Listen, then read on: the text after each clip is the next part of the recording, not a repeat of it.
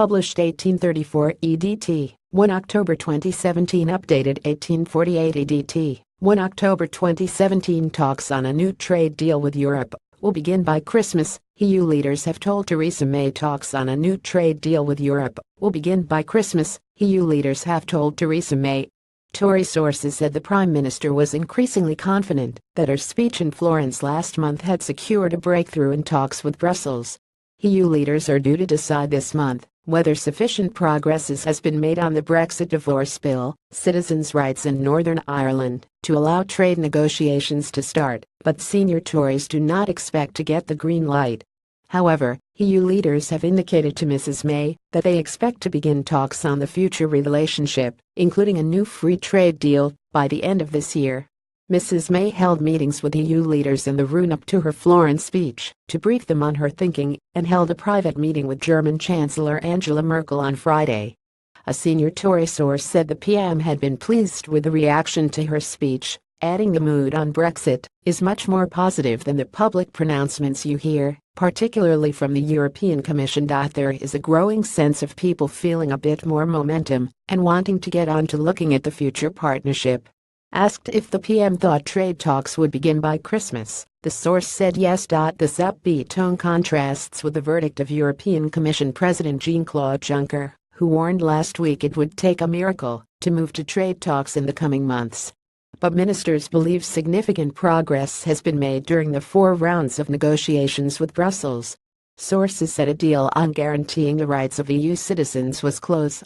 European Commission President Jean-Claude Juncker warned last week it would take a miracle to move to trade talks in the coming months. EU leaders have also welcomed Mrs. May's confirmation in Florence that the UK will pay into the Brussels budget during a 2-year implementation period. Progress has been slower on Northern Ireland, but ministers believe they are winning the argument that it is impossible to agree arrangements at the Irish border until both sides know the details of customs arrangements that will be finalized in trade talks. Senior Tories fear inconclusive German elections last month could leave Mrs. Merkel distracted by coalition talks.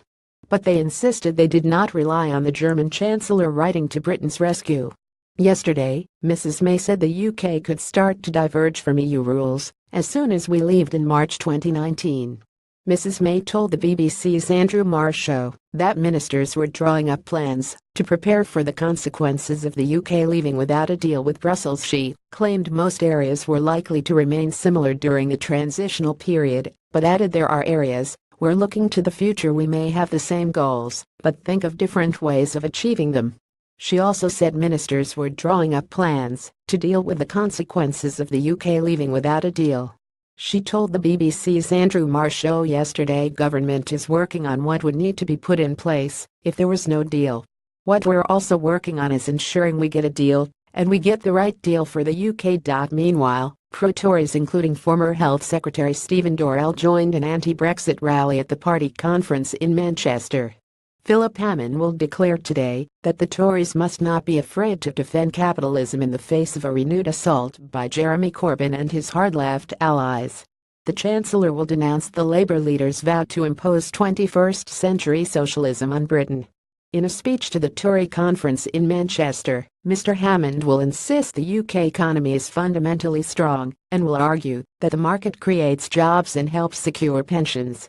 Responding to Mr. Corbyn's speech last week, he will say, while no one suggests a market economy is perfect, it is the best system yet designed for making people steadily better off over time and underpinning strong and sustainable public services for everyone. He will also reaffirm the government's commitment to the Northern Powerhouse, announcing £400 million of investment in transport across the North and Midlands, as well as £300 million to link those areas to the HS2 rail route, plus £100 million for road schemes to cut congestion in the north.